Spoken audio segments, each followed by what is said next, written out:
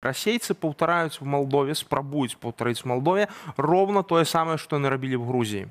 Наратывы все тыя ж самыя. Яны пагражаюць Молдове вайной, то бок яны праводзяць наўпроставую паралель паміж выбарам еўрапейскай інтэграцыі і вайной. Гэта тое, чым у іх атрымалася запужаць грузінаў. Лукашенко эксплуатуе гэту тэму таксама. Калі вы выбераце Европу, гэта значыць вайна. Прытым яны кажуць вельмі проста.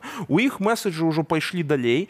На вашай тэрыторыі будуць размешчаныя воінскія кантынгенты НАТО. Не указваецца, якіх краін. НАТО дае развяза. Абсалютна. Але яны нават апошнія... Молдова не імкнецца да НАТО. У іх нават апошняе з'явілася, што Молдову акупуюць войскі Еўразвяза. Якой краіны, якім правам іх туды ўвядуць, ніхто не піша.